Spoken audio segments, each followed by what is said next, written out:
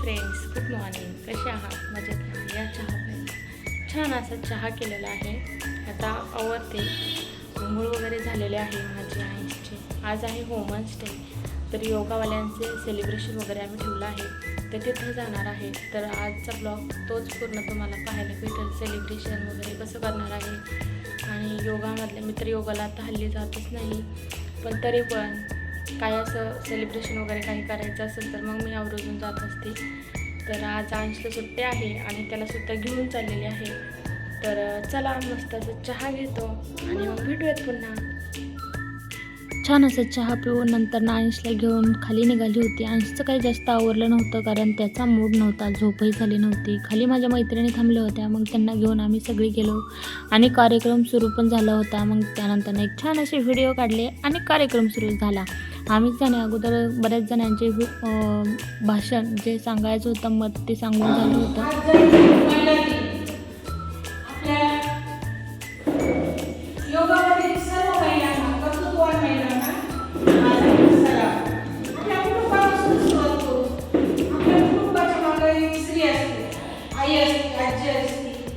मुलगी पण असते, म्हणजे स्त्री शक्ती, 3.5 शक्तीपीठ आपल्या घरातच आहे. बायको, आई, आजी हे 3 शक्तीपीठ आणि मुलगी आदर शक्तीपीठ. कारण ती लग्न झाल्यावर दुसऱ्याच्या घरी जाते.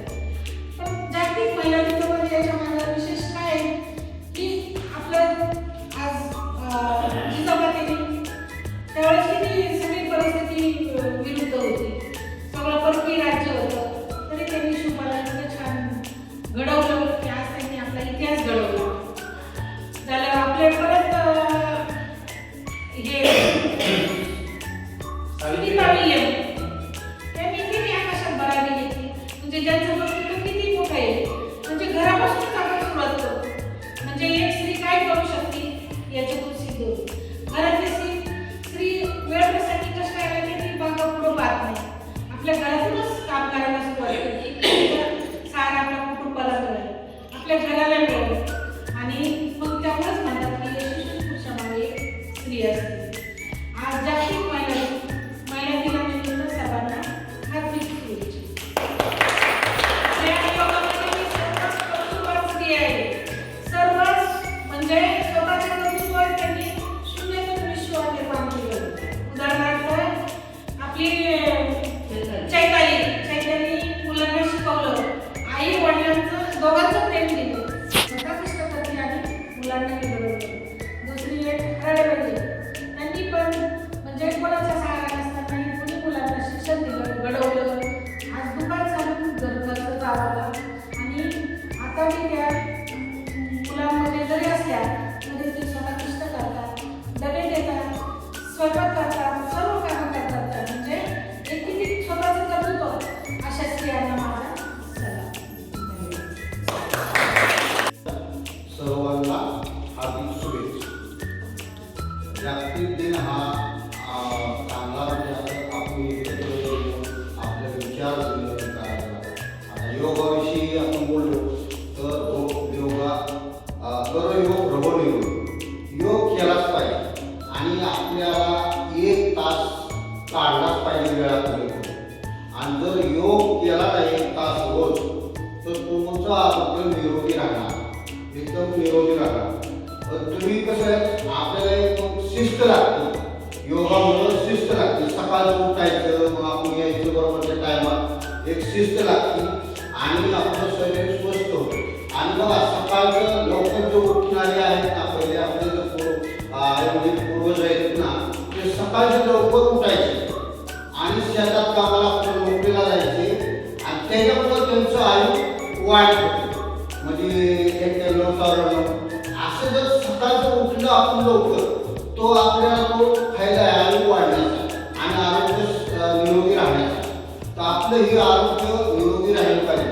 आणि तुम्ही जेव्हा वेळ देता 1 तास कसाही काढून या, योगा करा, तुम्हाला 24-23 तास फ्रेश वाटेल. आणि योगा करण्याचे एकदम शांत सगळ्याचा शरीराचा भेटतो. श्वास घेणे आपलं हे सगळं शरीर काय चाललंय, सगळं श्वासावर चाललेलं. ऑक्सिजन प्राणवायू हा ह्याच्यावर चाललेला आहे. हा जो प्राणवायू आपल्याला जर आपला जर ज्यावेळेस संपल त्यावेळेस संपला म्हणायचं, प्राणवायू बंद झालाय. ह्या प्राणवायूवरच सगळं चाललेलं आहे. आणि ही प्राणवायू जर तुम्ही आता आला बसला म्हणजे काय नाही केलं, तुम्हाला ऑक्सिजन ही सकाळचा मिळाला तर ती एक लाभदायक आहे शरीराला.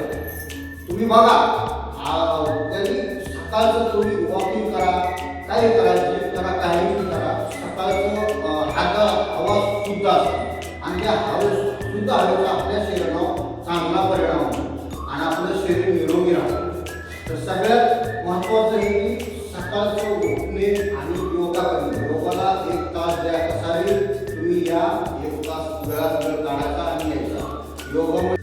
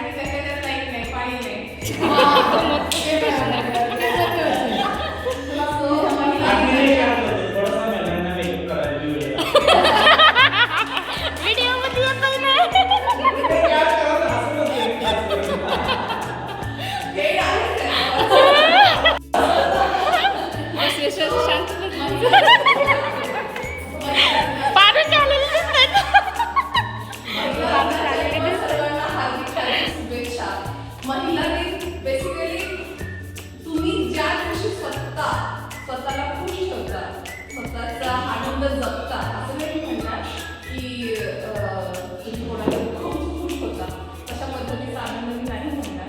पण ज्या वेळेस तुम्ही स्वतःचा मी टाईम जगून स्वतःला कुटुंबासोबत म्हणजे कुटुंब सांभाळणं म्हणजे तुम्हाला स्वतः सक्षम असणं खूप गरजेचं असतं, नेहमीच महत्त्वाचं आहे. आणि बहुतांश आपल्या मागची जी पिढी म्हणजे माझ्या आईचा मागचा जो काळ मी जर बघितला तर त्या महिला स्वतःसाठी खूपच कमी. लग्न झाल्यानंतर त्यांचं आयुष्य म्हणजे फक्त आणि फक्त तो संसार आणि मुलं बाळ झाल्यानंतर त्यांचं संगोपन, ह्याच्यामध्ये त्यांनी स्वतःला कधी मी टाईम किंवा स्वतःला आवडणारी गोष्ट ही खूप कमी वेळा केलेली असते.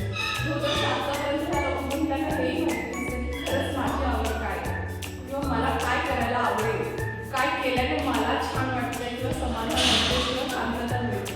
त्या गोष्टी आपण स्वतःला मी टाईम न दिल्यामुळे आपण नंतर जसं आपण मेनोपॉज येतो त्यावेळेला आपण बऱ्याच गोष्टी हार्मोनल इम्बॅलन्सेसमुळे फेस करायला लागतो. कारण त्याच्या बऱ्याच भावना आपल्या दबलेल्या असतात त्या आपल्याला कळतच नाही. ते आपल्या सबकॉन्शियस माइंडमध्ये ते साचत जाऊन नंतर तुम्हाला कळायला लागतं की यार काहीतरी गडबड होती, काहीतरी चुकतंय, त्याचं सोल्युशन कळत नाही, बायका पटकन ह्या बाबतीत बोलत नाही किंवा ह्या गोष्टी शेअर करत नाही. आपण सक्षम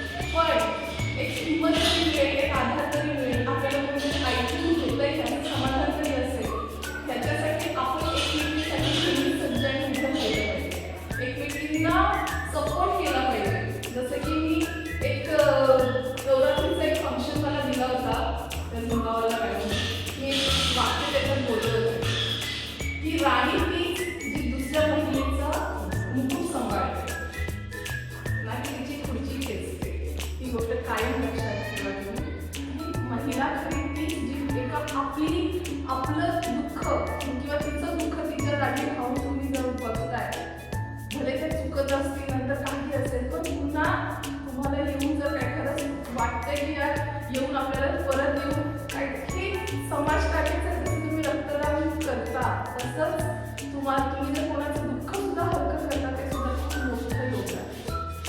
महिलांनी आणि खरं तर महिलांना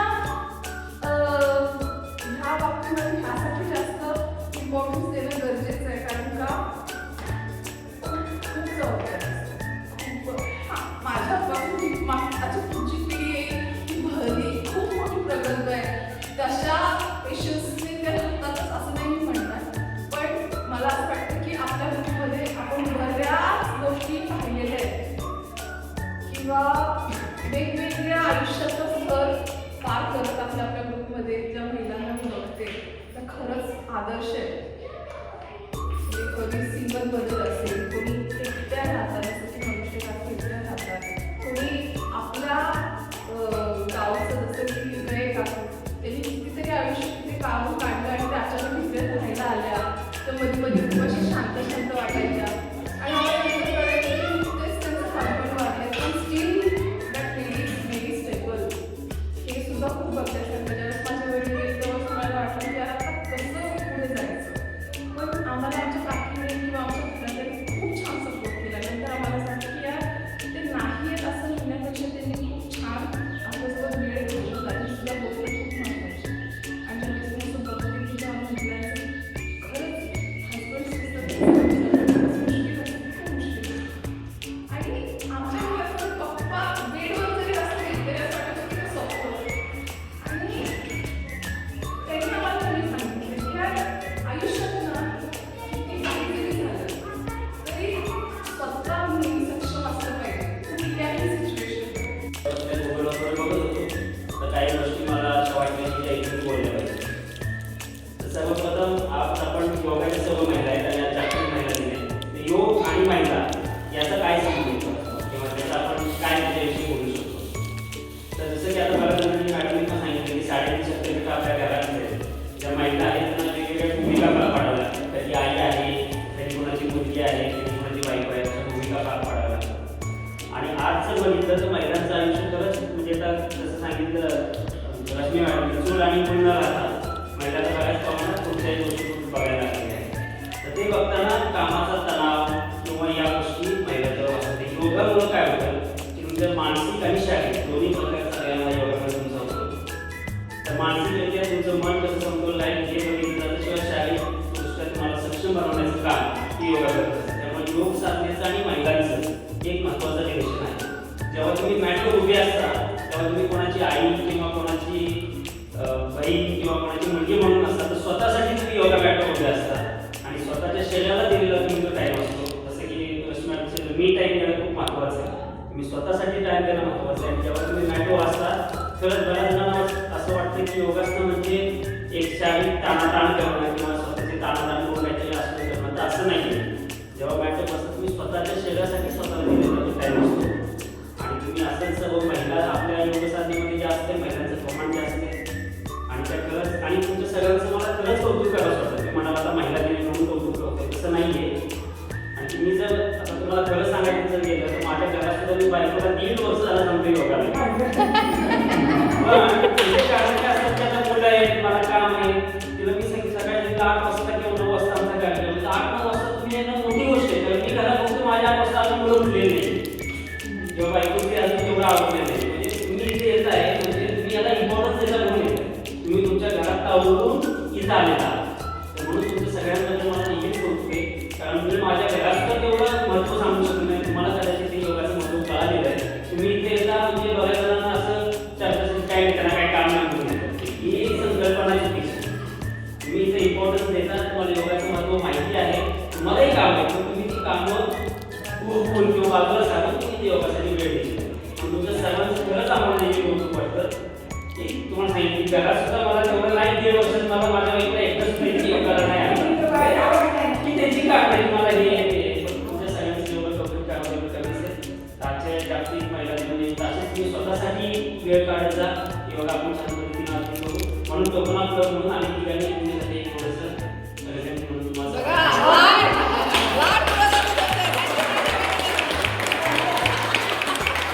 त्यानंतर ना बघा ही जे तिघं जे दिसत आहेत ते तिघं योगामधले मेंबर आहेत आणि एवढ्या लेडीजमध्ये हे तिघं जण असतात. खूप छान असं हँडल करतात, एवढ्या सगळ्यांना समजून घेतात. आणि आज महिला दिन जो सेलिब्रेशन करायचा होता ते सगळं ह्यांनी ऑर्गनाईज केलं होतं. सगळ्यांसाठी गिफ्ट जे घेतले होते ते सगळे ह्यांनी घेतलं होतं आणि खरंच खूप छान वाटलं. सेलिब्रेशन वगैरे खूप छान झालं. सगळ्यांचं मतसुद्धा मांडतासुद्धा आलं पाहिजे अशा पद्धतीने सगळ्यांनी खूप छान असं भाषण वगैरे केलं. तरी मी याच्या अगोदरच बऱ्याच जणांचं झालं होतं, त्यामुळं मला काय बाकीच्यांचं एवढं सगळ्यांचं रेकॉर्ड करायला जमलं नाही. जेवढ्यांचं जमलं तेवढ्यांचं मी तुमच्यासोबत शेअर केलेलं आहे. आणि असं बघा आमचं वुमन्स डे सेलिब्रेशन वगैरे झालं. छान असं त्यांनी गिफ्ट वगैरे दिलं होतं. आणि त्याच्यानंतर ना आम्ही सगळे जाणार होतो बाहेर नाश्त्यासाठी. तर नाश्त्यासाठी काय तर सगळे म्हणले चला आता मिसळपाव वगैरे आपण खाऊया म्हणून. आणि इथं भरपूर सारे फोटो वगैरे काढले आम्ही. खूप छान असं सेलिब्रेशन झालं. त्याच्यानंतर ना बाहेर भरपूर अशा रील्ससुद्धा काढलेल्या आहेत. माझं इंस्टाग्राम असेल तर तुम्हाला तिथं नक्की बघायला भेटेल जर तुम्ही माझ्या इंस्टाग्रामला असतील तर. त्यानंतर ना बघा आम्ही चाललो होतो बाहेर नाश्त्यासाठी. मग आम्ही गेलो मिसळपाव खाण्यासाठी. अद्या मिसळ इथंच आहे आमच्या सोसायटीच्या जवळच. मग तिथे गेल्यानंतर ना खूप छान अशी मिसळसुद्धा आहे. पहिल्यांदाच मी इथं आले होती, बरेच दिवस झाले इथे राहते पण ह्या साईडला कधी आली नव्हती. पण इथे बरेच जण येऊन जातात. तर आम्हीसुद्धा इथे आलो. सगळ्यांनी खूप छान असे एन्जॉय केलं. सगळ्यांनी मस्त अशी मिसळीची पार्टी वगैरे केली. आज वुमन्स डे आहे आणि सगळ्यांनी खूप छान असे एन्जॉयसुद्धा केलं. असं आपण कधीच आवर्जून स्वतःसाठी सुद्धा वेळ काढत नाही, पण असं ग्रुपमध्ये वगैरे आता आम्ही आहेत तर भरपूर सारे एन्जॉय करतो, ट्रिपला वगैरे जात असतो. तर खूप छान वाटलं. तुम्ही पण कशा पद्धतीने सेलिब्रेशन केलं कमेंटमध्ये मला नक्की सांगा. आणि आमचे व्हिडिओ जर आवडत असतील तर नक्की लाईक शेअर सबस्क्राईब करा. भेटूयात आपण नेक्स्ट ब्लॉगमध्ये. बाय.